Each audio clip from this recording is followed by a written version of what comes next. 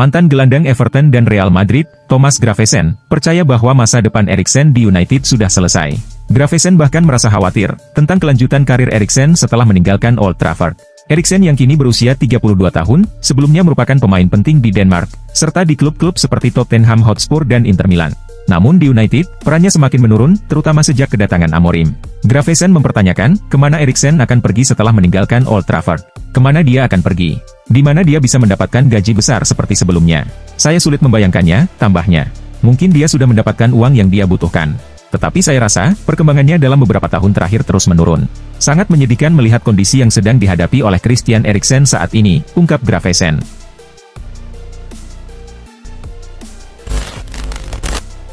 Di bawah kepelatihan Mikel Arteta, Arsenal terus berkembang pesat.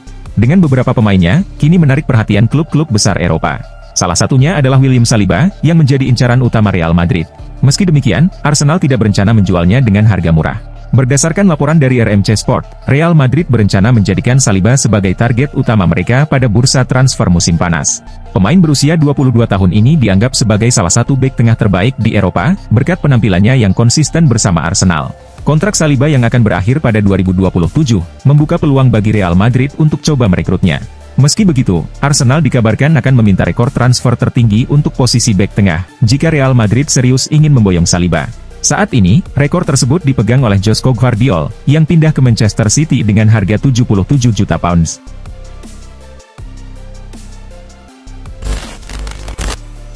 Patrick Dorgu, merupakan pemain yang didatangkan Manchester United di musim dingin ini.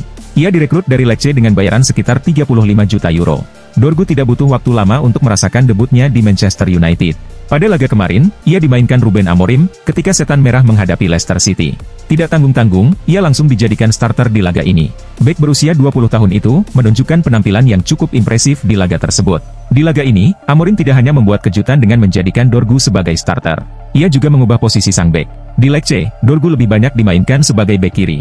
Namun di laga debutnya ini, sang bek justru ditempatkan di sisi kanan. Satu hal yang terlihat jelas dari sang bek, ia punya kecepatan. Ia benar-benar jadi ancaman nyata, ketika maju membantu serangan MU.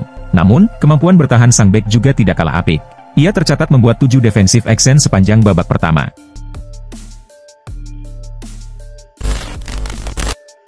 Liverpool, sekarang ini punya stok gelandang yang cukup melimpah. Namun, mereka dikabarkan masih butuh asupan gelandang bertahan baru. Liverpool kemudian sempat dikaitkan dengan Martin Zubimendi. Namun, sang gelandang asal Spanyol itu memilih bertahan di Real Sociedad. Liverpool kemudian disebut mencari alternatif lain. Kini muncul kabar yang mengaitkan mereka dengan gelandang Barcelona, Frenkie de Jong. Rumor ini dilansir oleh Vicajes. Laporan itu menyebut, De Jong sekarang ini belum memperpanjang kontraknya di Camp Nou. Sebagai informasi, kontrak De Jong di Barca akan berakhir pada musim panas 2026 mendatang. Dengan situasi yang ada sekarang, maka Blaugrana harus melepas sang gelandang pada musim panas 2025 nanti, jika ingin mendapat pemasukan. Kabarnya, Barca siap melepas De Jong dengan harga miring, yakni sekitar 35 juta euro saja.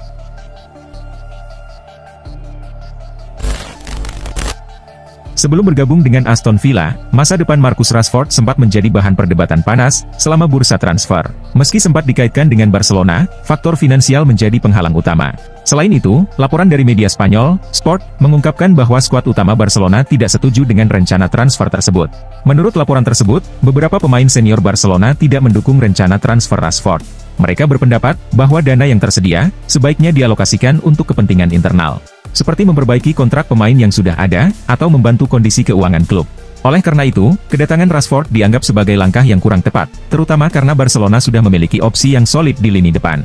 Meski begitu, laporan tersebut menegaskan bahwa tidak ada konflik pribadi antara Rashford dan pemain Barcelona. Ini murni persoalan prioritas dan manajemen keuangan klub.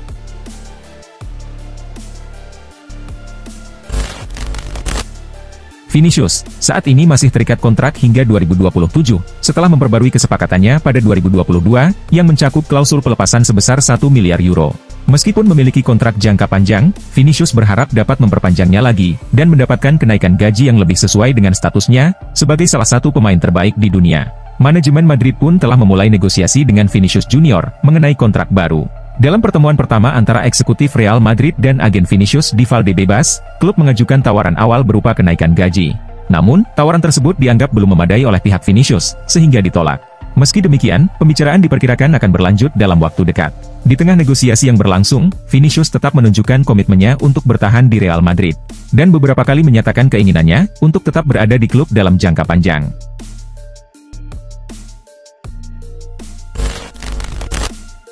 Chelsea sedang menghadapi masalah di lini depan, setelah Marc Guiu dipastikan absen dalam waktu yang lama. Sementara Nicholas Jackson juga diragukan tampil dalam laga Piala FA melawan Brighton. Keduanya mengalami cedera saat Chelsea menang atas West Ham. Awalnya, pelatih Enzo Maresca mengatakan, cedera mereka tidak terlalu serius. Namun, dalam konferensi pers pada hari Jumat, Maresca mengungkapkan bahwa cedera Guiu, yang diduga pada otot abduktor, ternyata cukup parah, dan bisa membuatnya absen selama beberapa bulan. Sayangnya, Marc Guiu mengalami cedera yang cukup buruk, kata Maresca. Kami masih menunggu kepastian, tapi ini bukan cedera ringan. Bisa berlanjut selama beberapa minggu, atau bahkan bulan. Ini menjadi pukulan besar bagi Chelsea, terutama setelah Maresca memuji perkembangan Guiu musim ini, dan berencana memberinya peran lebih besar di paruh kedua musim.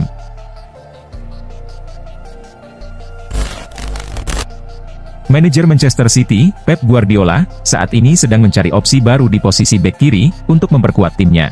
Theo Hernandez, yang tampil mengesankan bersama AC Milan, dianggap sebagai pilihan yang ideal untuk memperkuat pertahanan Manchester City. Namun, mereka harus bersaing ketat dengan Real Madrid, yang juga tertarik untuk memboyong kembali mantan pemain mereka itu ke Santiago Bernabeu. Sebagai informasi, Manchester City sebelumnya menargetkan Andrea Cambiaso dari Juventus. Namun, hingga saat ini, Juventus belum memberikan kepastian mengenai masa depan Cambiaso. Jika transfer Cambiaso gagal, City diperkirakan akan segera mengajukan tawaran resmi untuk Hernandez. Dengan penampilannya yang solid di Serie A, Hernandez menjadi aset berharga bagi Milan, yang kemungkinan besar akan menetapkan harga tinggi untuk pemain berusia 26 tahun tersebut.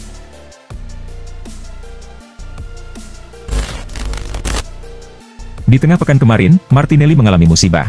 Ia mendapatkan cedera ketika Arsenal berhadapan dengan Newcastle di ajang Carabao Cup. Dalam wawancaranya seusai laga, Mikel Arteta mengaku cukup resah dengan kondisi Martinelli. Ia mengindikasikan bahwa cedera pemain asal Brasil itu cukup serius. Namun baru-baru ini, ada informasi seputar cedera Martinelli. Arsenal bisa bernafas lega karena cederanya tidak terlalu parah. Menurut laporan The Athletic, Arsenal telah melakukan pemeriksaan medis terhadap cedera Martinelli. Sang winger didiagnosa mengalami cedera pada otot hamstring di pahanya. Cedera ini dilaporkan tidak masuk dalam kategori parah. Alhasil, sang winger tidak perlu terlalu lama untuk menepi dari skuad Arsenal. Laporan itu menyebut bahwa Arsenal kemungkinan besar akan ditinggal Martinelli selama 1 bulan. Namun, perkiraan ini akan sangat tergantung dengan proses pemulihan sang pemain. Jadi, jika segalanya berjalan lancar, ia sudah bisa comeback di awal Maret 2025 nanti.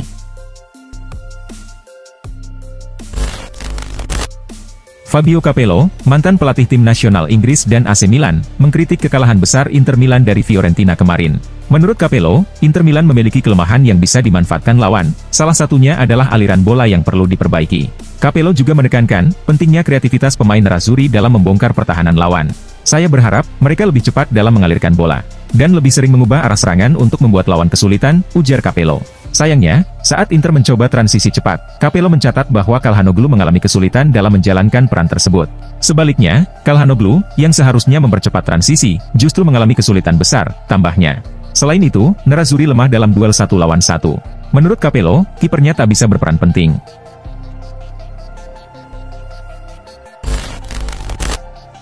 Sejak bergabung dengan Manchester United, Rasmus Højlund belum mampu menunjukkan kualitasnya, terutama dalam pertandingan penting. Menurut laporan dari tim Talk, pelatih Ruben Amorim mulai kehilangan kesabaran dengan Højlund, dan Manchester United mempertimbangkan untuk menjualnya di bursa transfer musim panas mendatang, jika performanya tidak membaik sebelum akhir musim. Saat ini, United siap menerima kerugian sebesar 32 juta pound, dan akan melepas Højlund dengan harga sekitar 40 juta pound. Dilaporkan oleh Tutto Mercato, Juventus berada dalam posisi terdepan untuk merekrut striker tersebut. Dengan kemungkinan kepergian Dusan Vlahovic pada musim panas, Juventus bisa menggunakan dana hasil penjualannya untuk berinvestasi pada Højlund. Jika kesepakatan tercapai, Juventus berpotensi mendapatkan pemain berbakat, dengan harga yang jauh lebih rendah dari nilai pasar.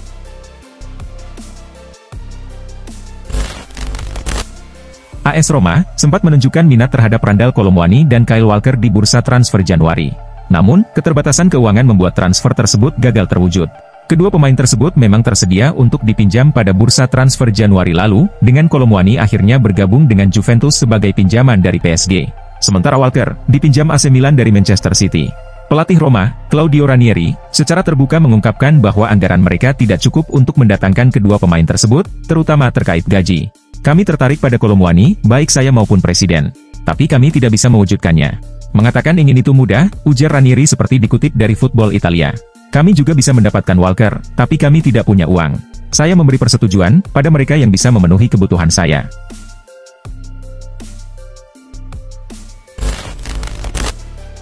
Setelah Bayern Munich mengalahkan Werder Bremen di Bundesliga kemarin, Harry Kane memberikan tanggapan terkait klausul pelepasan senilai 65 juta euro dalam kontraknya.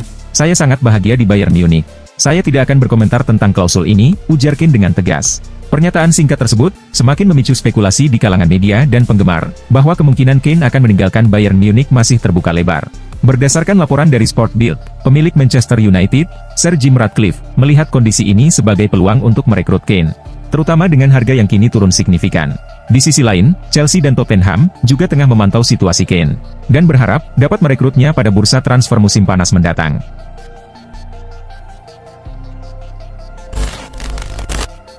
Meskipun telah memiliki lini serang yang sangat berkualitas, Liverpool tetap dikabarkan tertarik untuk merekrut wonderkid Dortmund, Jamie Gittens. Pemain berusia 20 tahun ini bermain sebagai penyerang kiri dalam formasi 3 penyerang, dan diprediksi memiliki masa depan yang cerah. Ia kemungkinan besar akan tersedia di bursa transfer musim panas mendatang, terutama jika Dortmund gagal lolos ke kompetisi Eropa. Liverpool diperkirakan berada di posisi terdepan untuk mendapatkan Gittens. Namun, mereka harus bersaing dengan sejumlah klub besar lainnya, termasuk Manchester United. Setan Merah berencana memperkuat lini serangnya setelah kepergian Marcus Rashford ke Aston Villa, dan kemungkinan penjualan Alejandro Garnacho di musim panas nanti. Selain Liverpool dan Manchester United, Bayern Munich juga dilaporkan tertarik untuk merekrut Gittens.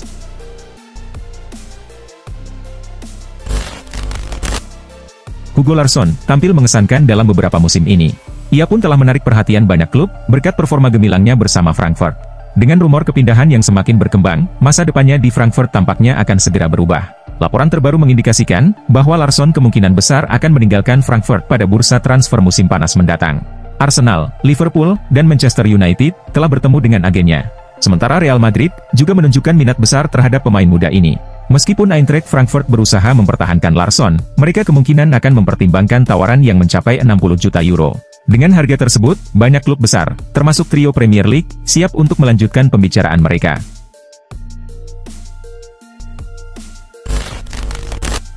Santiago Giménez menjadi salah satu pemain yang direkrut Milan pada bursa transfer Januari lalu. Dia didatangkan dari Feyenoord dengan harga 35 juta euro, serta kontrak hingga Juni 2029. Kehadiran Giménez memang sangat dinantikan oleh Milan, karena Giménez telah menunjukkan ketajaman mencetak gol bersama Feyenoord. Sementara itu, lini depan Milan mengalami kesulitan dalam hal produktivitas di paruh pertama musim. Christian Pulisic, yang menjadi pencetak gol terbanyak tim, hanya mengoleksi 12 gol, meskipun bukan seorang penyerang. Sementara di Liga Domestik, Tierney Reijers menjadi top skor Milan, dengan 7 gol. Para penyerang seperti Tammy Abraham, Rafael Leao, Luka Jovic, Samuel Chukwueze, dan Morata, hanya mencetak kurang dari 8 gol di seluruh kompetisi musim ini. Mengingat Giménez telah mencetak 16 gol dari 19 laga musim ini, dan total 65 gol dari 105 penampilan bersama Feyenoord, lini depan Milan diharapkan bisa kembali tajam.